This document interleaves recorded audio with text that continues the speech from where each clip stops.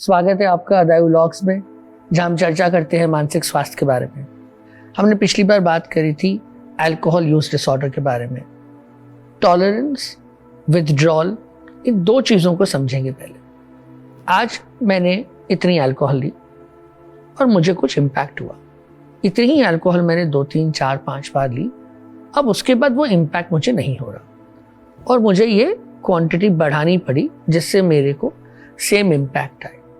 वो इसलिए हुआ क्योंकि मुझे टॉलरेंस डेवलप हो गई। सो सेम इम्पैक्ट के लिए मुझे ज़्यादा अल्कोहल लेनी पड़ी। विथड्रॉल माने मैं हर दूसरे दिन इतनी अल्कोहल लेता हूँ। अब मैंने एक कुछ समय के बाद मेरा वो जो पैटर्न है वो एवरीडे का हो गया और थोड़े समय के बाद किसी कारण से मैंने 1 या 2 दिन नहीं ली। कुछ समय तक मेरी आदत हो गई है रोज लेने की। मैंने जैसे ही नहीं ली मुझे विथड्रॉल हुआ। क्यों? क्योंकि मेरी बॉडी को उसकी क्रेविंग हो रही है। उसने कुछ इम्पैक्ट इफेक्ट किए मुझ पे जिससे कि मुझे अल्कोहल की इंस्टेंटली ज़रूरत पड़ी। और विथड्रॉल कभी कभी मुझे शारीरिक तौर पे भी काफ़ी सिम्टम्स दे सकता है, ये समझना ज़रूरी है। विथड्रॉल और क्रेविंग अल्कोहल यूज डिसऑर्डर के की एस्पेक्ट्स हैं।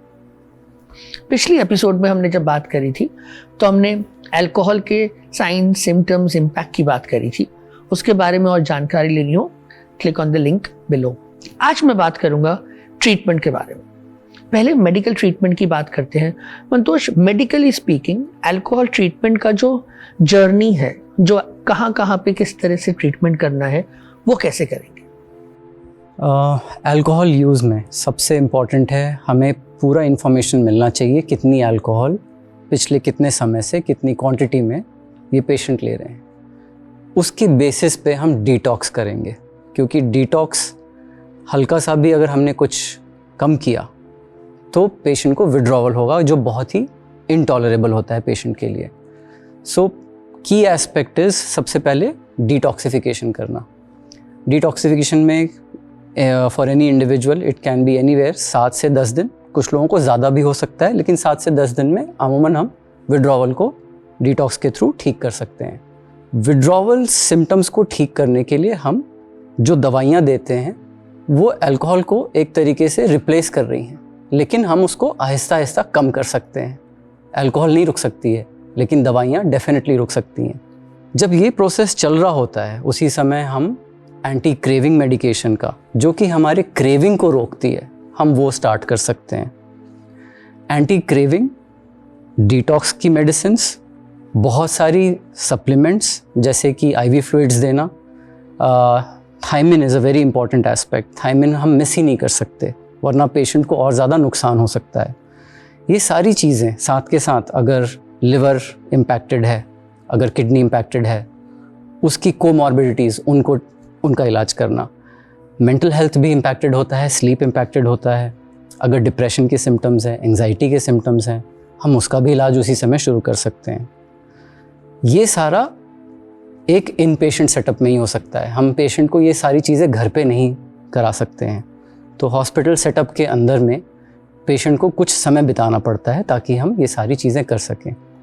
इसके साथ साथ में साइकोलॉजिकल ट्रीटमेंट चलती है।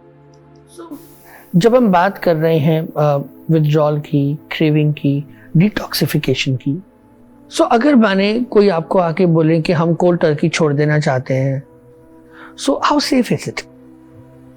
बिल्कुल सेफ नहीं है, ये जानलेवा भी हो सकता है। Withdrawal can be very very severe. एक टर्म है जिसे हम कहते हैं डिलीरियम ट्रेमेंस, जिसमें कि इंसान की विड्रॉवल्स इतने सिवियर होते हैं कि उनको डिसओरिएंटेशन हो जाता है टाइम, प्लेस, पर्सन का, और सीजर्स भी और शीजर्स आ सकते हैं, ट्रेमर्स आते हैं, और अल्टीमेटली जो शीजर्स हैं that can further lead to coma and death. So यही मैं कह रहा था कि अल्कोहल यूज़ कितनी है उसका जानना बहुत ज़रूरी है, कितने लंबे समय से हो रहा है, और best treatment is inside the hospital setup. So यानी कि बेस्ड ऑन, जैसा हमने बात करी कि अल्कोहल जो है वो हमें मल्टीपल लेवल पे इम्पैक्ट कर, सो चाहे वो लिवर हो, किडनी हो, कार्डियक हो, अगर वहाँ कोमॉर्बिडिटी है तो हमें उसका इलाज करना है। साथ में बेस्ड ऑन कितनी अल्कोहल यूसेज कितने समय से आ रही है, तो वो जो डिटॉक्सिफिकेशन फेज है उसमें कितनी सिवियरिटी ऑफ सिम्टम्स एक्सपेक्टेड है विथड्रॉल के, उसके बेस पे ट्रीटमेंट है। इसीलिए inpatient treatment for detoxification is the norm, और वो करना जरूरी है। और अपने आप से बिना किसी डॉक्टर से बात करे कोल्ड टर्की सडनली अल्कोहल रोकना हम एडवाइस नहीं करते हैं। पहले अपने फैमिली फिजिशियन साइकियाट्रिस्ट से बात करिए, अपनी मेडिकल चेकअप कराइए, और फिर एक इन्फॉर्म डिसीजन लीजिए जो एक मेडिकल सुपरविजन में हो। मेडिकल ट्रीटमेंट एक हिस्सा है, लेकिन अल्कोहल का जो इम्पैक्ट है वो साइकोसोशल है। तो जो मेंटल हेल्थ एस्पेक्ट है, चाहे वो हमारे मूड्स हो, हमारे बिहेवियरल चेंज हो, हमारी फंक्शनैलिटी हो, हमारी रिलेशनशिप्स हो, और हमारा मोटिवेशन हो कि हाँ मुझको ये अल्कोहल छोड़ना है, वो भी उतना ही जरूरी है। क्योंकि बहुत से लोग दिव्या छोड़ना नहीं चाहते, प्री कॉन्टेम्पलेटिव स्टेज जिसे कहते हैं, तो उनके साथ हम क्या कर सकते हैं, और मोटिवेशनल एनहांसमेंट ट्रीटमेंट क्या होती है, और बाकी जो काम हम करते हैं, जो साइकोलॉजिस्ट काम करते हैं, जो मेंटल हेल्थ एस्पेक्ट है, उसके बारे में बताओ। हमारी एक टेंडेंसी होती है कि हम लोगों को बोलें कि ड्रिंक करना छोड़ दो, ड्रिंकिंग तुम्हारे लिए ख़राब है, क्यों नहीं छोड़ पा रहे। और इससे क्या होता है, क्योंकि ये एक बीमारी है और पेशेंट वो अल्कोहल छोड़ नहीं पा रहे हैं, इससे कई बार गिल्ट की फीलिंग आती है, फीलिंग अशेम्ड होता है, एक वर्थलेसनेस सी फीलिंग आ सकती है, हमें लगता है कि हमसे कुछ भी काम नहीं हो सकता ठीक से। इसलिए बहुत इंपॉर्टेंट है कि इस तरीके से नैग ना करें, पर खुद से पेशेंट के मोटिवेशन को हम बढ़ाने की कोशिश करें, जिसके लिए हमें पहले जानना है कि वो पेशेंट इस स्टेज पे अभी कितना तैयार हैं, कितना मोटिवेटेड हैं अल्कोहल छोड़ने के लिए। तो जैसे आपने कहा प्री कॉन्टेम्पलेशन, इस स्टेज पे वो सोच ही नहीं रहे हैं कि अल्कोहल में कोई प्रॉब्लम है, तो एक तरीके से एक डिनायल है कि इसमें कुछ परेशानी हो ही नहीं रही है। उसके आगे धीरे धीरे करके कॉन्टेम्पलेशन आता है, फिर डिटर्मिनेशन, एक्शन, फिर रिलैप्स प्रिवेंशन की ओर जाता है। अलग अलग स्टेजेस पे हमें देखना है कि पेशेंट से किस तरीके की बातचीत करनी चाहिए। सो प्री कॉन्टेम्पलेशन स्टेज पे यही देखना है कि प्रोस कॉन्स क्या हैं, किस तरीके से उनके जो कभी कभार अगर छोड़ने का मन कर रहा है, कभी कभार छोड़ने का नहीं मन कर रहा है, तो उसको हम किस तरीके से टैकल करें। कभी भी प्रेशर नहीं डालना है, क्योंकि जब हम ज़्यादा प्रेशर डालेंगे तो टेंडेंसी है कि पेशेंट विड्रॉ कर जाएंगे, राइट।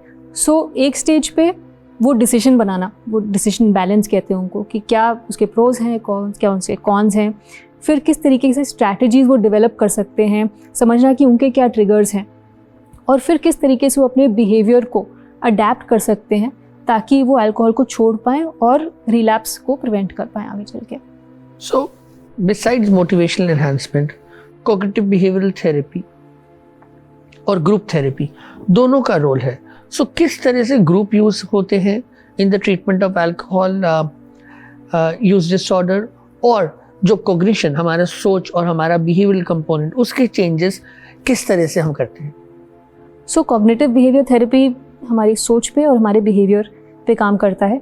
तो जहाँ तक कि ड्रिंकिंग के प्रति हमारे थॉट्स हैं, तो किस तरीके से हम अपने ट्रिगर्स आइडेंटिफाई करते हैं। मान लो एक ट्रिगर है आपका कि जब आप पार्टी पे जाते हैं तो उस टाइम पे आपको ड्रिंक करने की अर्ज ज़्यादा होती है, तो उस टाइम पे आपके क्या विचार हैं, क्या आपको लगता है कि कोई आपसे बात नहीं करना चाहता, आप स्टैंड आउट कर रहे हैं, उस तरीके ऑकवर्डनेस फील होती है, उस टाइम पे आप ड्रिंक करते हैं।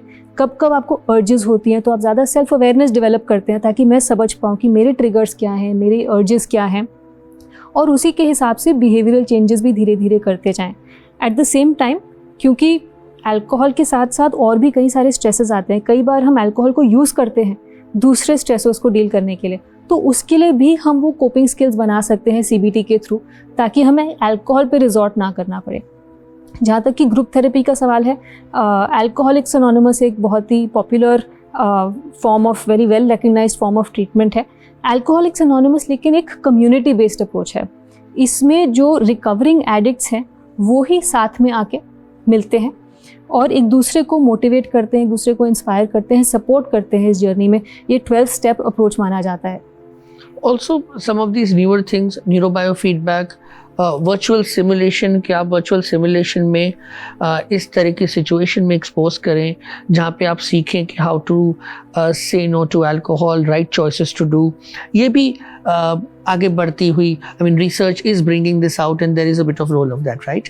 बिल्कुल, काफ़ी इंटरेस्टिंग है ये। जब न्यूरो फीडबैक की बात करते हैं तो हम एक्चुअली देख पाते हैं कि अलग अलग सिचुएशंस में हमारा ब्रेन किस तरीके से रिएक्ट कर रहा है, किस तरीके की हमारी ब्रेन वेव्स एक्टिवेट हो रही हैं, हमारी हार्ट रेट, मसल टेंशन किस तरीके से।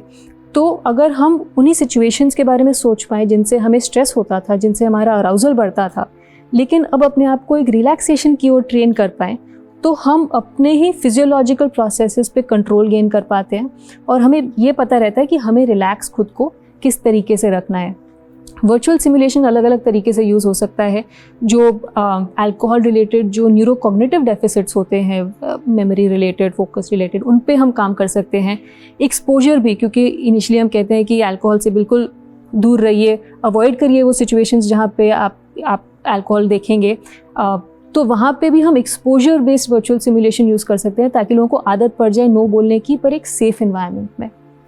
मंतोष, एक आइडियल ट्रीटमेंट तुम्हारे पॉइंट ऑफ व्यू से, अगर किसी को अल्कोहल यूज़ है, क्रॉनिक अल्कोहल यूज़ है और उनको अपने अंदर परमानेंट चेंज लाना है, तो एक आइडियल ट्रीटमेंट पैराडाइम मल्टीडिसिप्लिनरी क्या होगा? सबसे पहले तो डिटॉक्स, जो कि एक इन पेशेंट फैसिलिटी में होना चाहिए। उसी फैसिलिटी में जब पेशेंट रह रहा है, उसकी सारी अदर कोमॉर्बिडिटीज़ को हम देखते हैं। कोमॉर्बिडिटीज़ में मेंटल हेल्थ कोमॉर्बिडिटीज़ हो चाहे फिज़िकल हो, दोनों का इलाज हो। थेरेपी साइड बाय साइड शुरू होती है। Therapy psychotherapy, counselling, individual counselling sessions होंगे, ग्रुप सेशंस होंगे, म्यूज़िक, आर्ट बेस्ड थेरेपीज़, इन सबको इस्तेमाल किया जा सकता है। जो न्यूअर मेथड्स आप कह रहे हैं उसमें भी एक RTMS है, which is also used now in treatment. RTMS is repetitive transcranial magnetic stimulation. इसमें मैग्नेटिक स्टिमुलेशन उस हिस्से को दिया जाता है ब्रेन के उस हिस्से में जहाँ से हम क्रेविंग को कंट्रोल कर सकते हैं। सो इस सारी चीज़ों को अगर हम एक साथ इस्तेमाल कर सकें मोटिवेशन एनहांसमेंट थेरेपी के साथ में, then it would be an ideal scenario where a person, we can prepare the patient जो रियल वर्ल्ड में जाए तो रिलैप्स को प्रिवेंट कर सके। So this should be the ideal situation. और ये इन पेशेंट केयर में होना चाहिए, और उसके बाद once a person is out back in real world, वहाँ पे वो हम स्किल सेट उनको दें और एक कॉन्टिन्यूटी ऑफ केयर भी मेंटेन करने की ज़रूरत है। बिकॉज कभी कभी कुछ कोमॉर्बिडिटी ट्रीटमेंट थोड़ी लंबी चल सकती है, साइकोलॉजिकल इंटरवेंशन थोड़े लंबे समय तक चले, जिससे कि जो ट्रिगर्स ऑफ रिलैप्स हैं उस पे भी काम हो सके। सो अल्कोहल यूज डिसऑर्डर्स का जो ट्रीटमेंट है वो एक मल्टी डिसिप्लिनरी अप्रोच है, जहाँ पे mental health expert, psychiatrist, psychologist, social workers, art based therapist, medical experts, nutritionist, physiotherapist, yoga, जितना हम कंबाइंड वर्क करते हैं उतना बेहतर इम्प्रूवमेंट आता है, specially chronic alcohol use disorders में। आप सुन रहे हैं अदायु लॉग्स, जहाँ पे हम चर्चा करते हैं मानसिक स्वास्थ्य के बारे में।